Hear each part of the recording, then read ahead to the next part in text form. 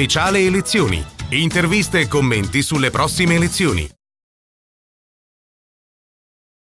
Bentrovati agli amici di Radio Veneto 1, un nuovo spazio di approfondimento dedicato a presentare candidati e programmi in vista delle elezioni politiche del prossimo 4 marzo. È con noi ospite Matteo Favero, candidato per il Partito Democratico nel collegio dell'uninominale della Camera di Castelfranco, del comprensorio castellano e anche di parte della provincia di Venezia, un collegio interprovinciale.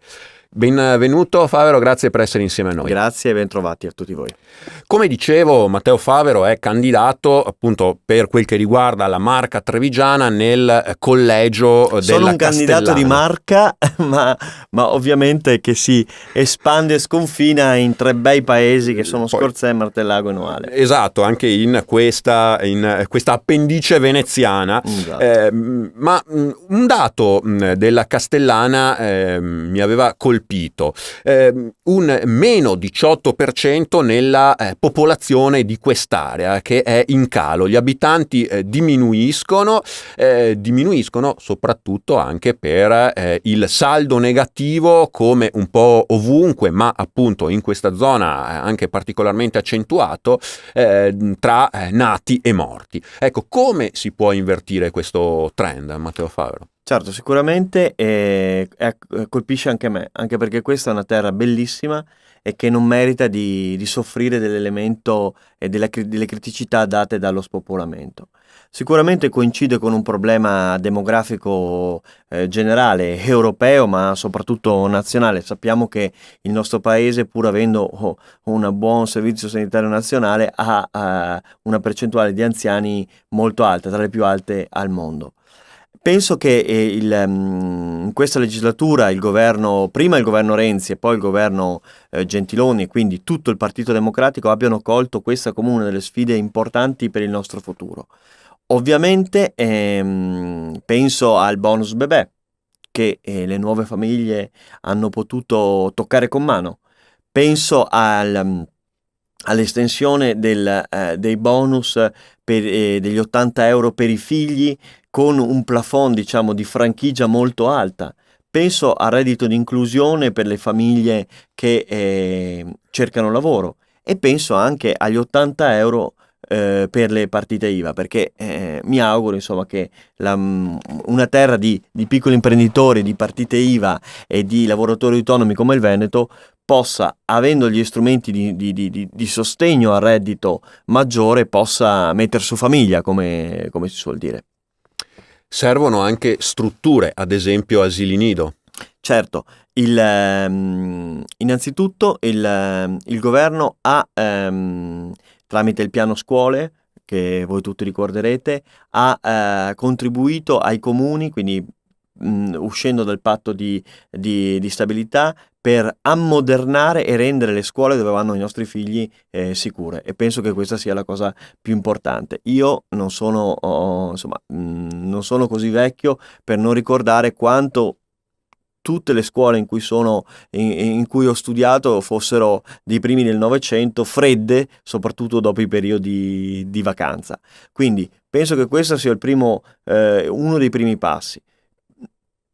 Partiamo da punti concreti per progetti concreti, ovvero quello del piano di 100 punti presentato recentemente dal nostro segretario Matteo Renzi, che comprende un piano nazionale per il sostegno agli asili nido e alla diffusione dell'offerta, anche perché ricordiamoci che abbiamo una parte molto importante di offerta di istruzione primaria, che non è solo quella pubblica ma è anche quella paritaria, che va valorizzata, che è molto forte anche soprattutto nel nostro territorio, va sostenuta, che è anche un insieme di valori. Molti parlano di valori veneti. I valori veneti vanno visti a tutto tondo, non sono solo quelli della paura, che i veneti non hanno mai avuto, perché pensiamo a Marco Polo, era veneto ma non aveva paura di conquistare il mondo e di tracciare la via della seta.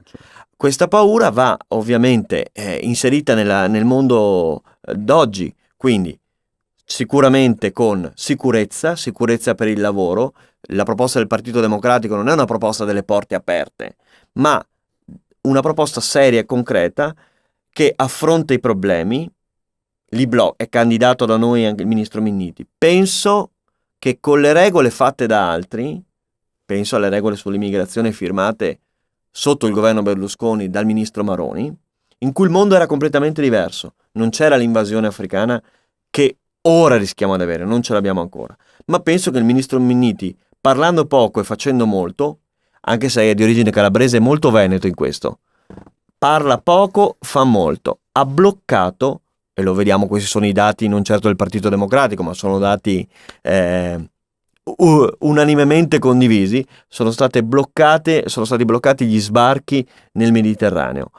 Ovviamente c'è molto da fare e per il sostegno al reddito e soprattutto per le piccole e medie imprese colpite dalla crisi, e penso che noi abbiamo una proposta vincente in tal senso. E anche la scuola può essere strumento di inclusione, e così torniamo al tema da cui eravamo uscita partiti. dalla paura. A me fa molto piacere quando cammino per Castelfranco, ma per Scorzè o in centro a Treviso, sentire parlare dei ragazzi che sono nati qui in dialetto. Questo è la più bella cosa, la più bella integrazione, sentirli ridere e scherzare in quella che è la nostra lingua. Anche ragazzi di etnie diverse. Certo, io parlo di etnie, infatti, perché in questi giorni purtroppo vediamo delle brutte parole, degli atti sconsiderati di criminali, perché questi atti spari tra la gente, pensiamo se fossero i nostri figli, colpiti da una pallottola vagante di un pazzo che crede di far giustizia così. Cosa diremmo? Saremmo tutti d'accordo? È questa la soluzione? La soluzione è altro.